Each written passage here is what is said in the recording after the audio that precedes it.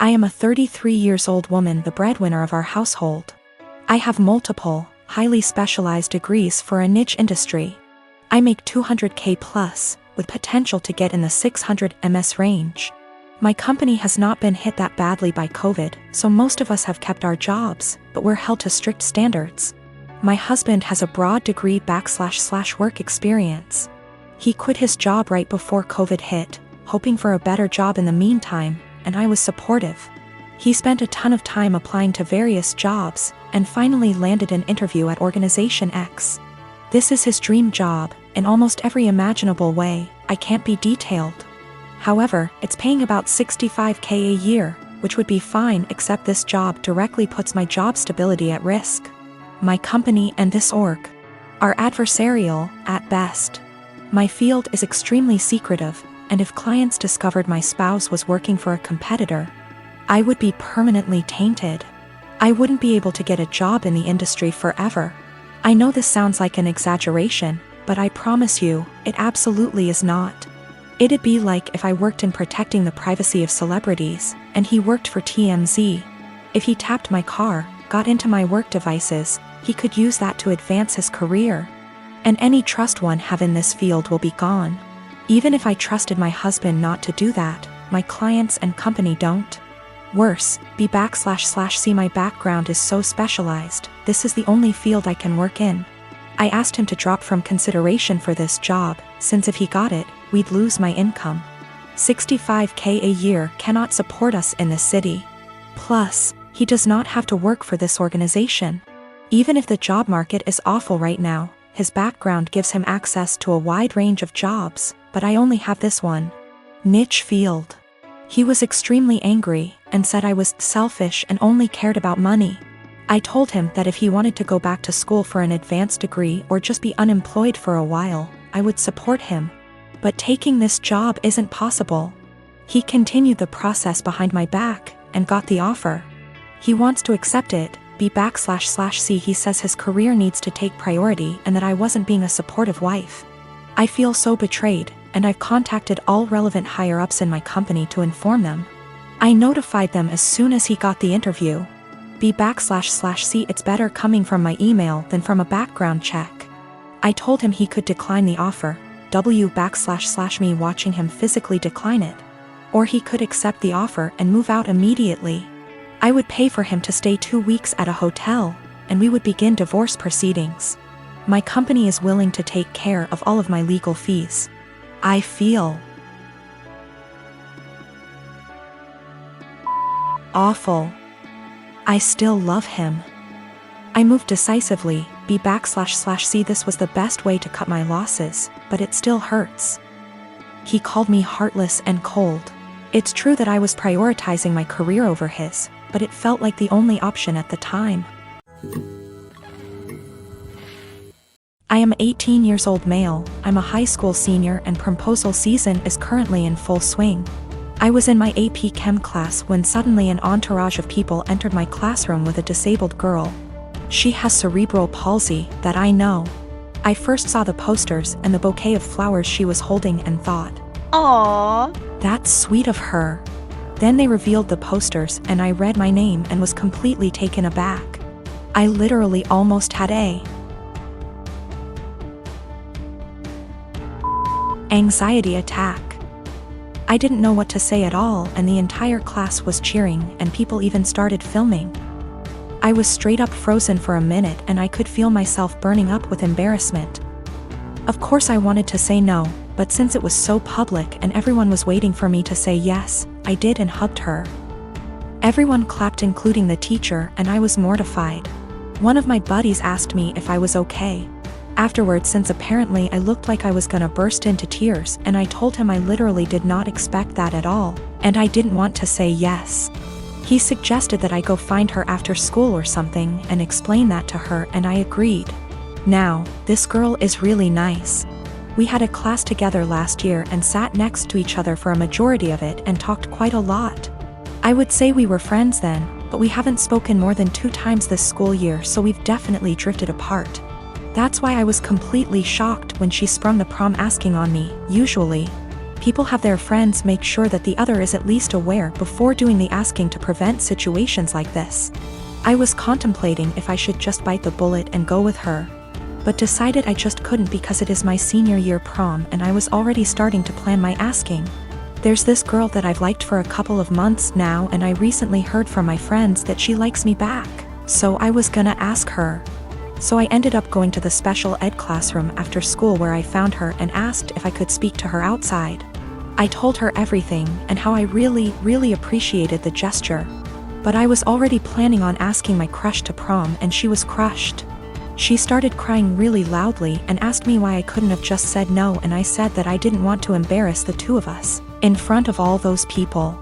At this point, one of her aides came out to check on us since she could hear the crying, and the girl told her aide what happened, and she straight up glared at me and said, "That's not okay." Now I feel like absolute shit.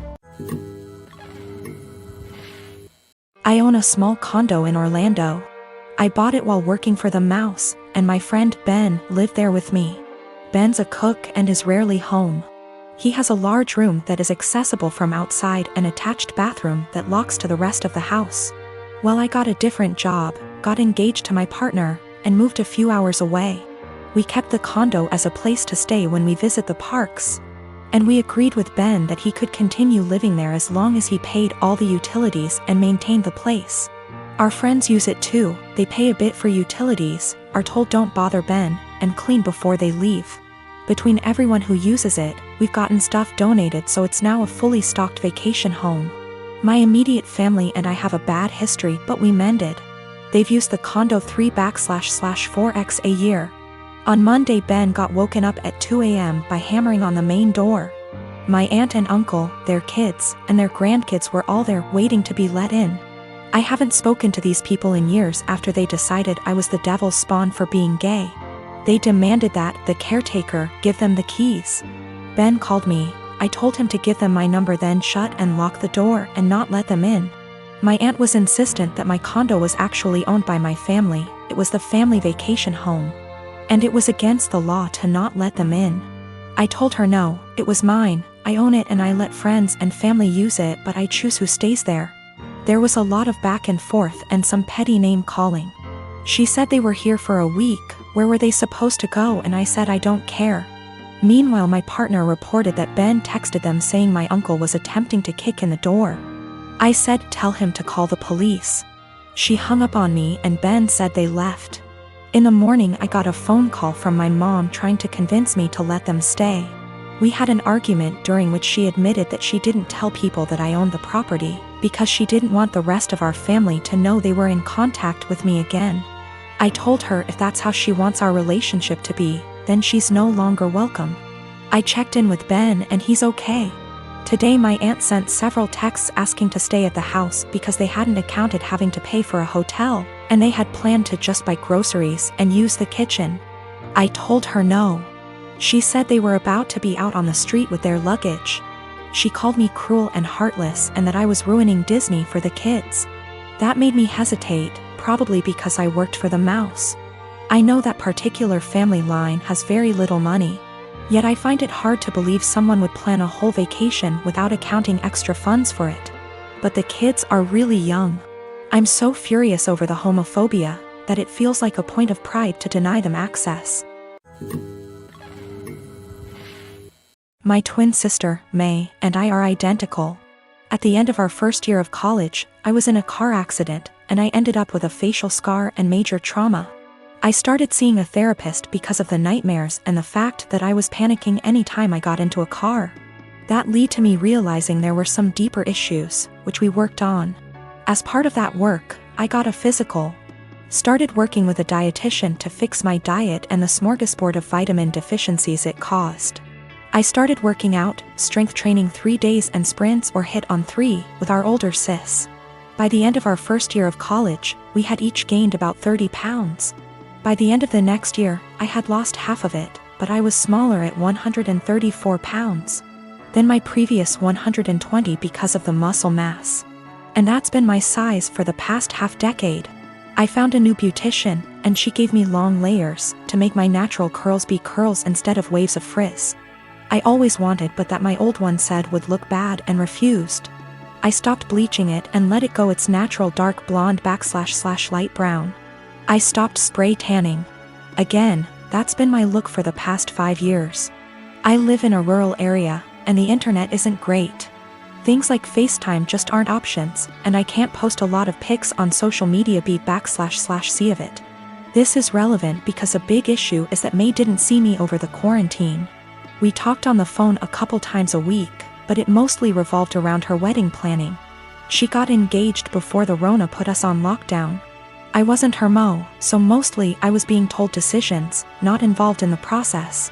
When it came to the bridesmaids' dresses, May sent our sister, Sil, and me a link and told us to get it in our size. Same with hair and makeup, but we had to arrange for a beautician because May's wouldn't do more than 4. And she wanted her friends at the appointment with her.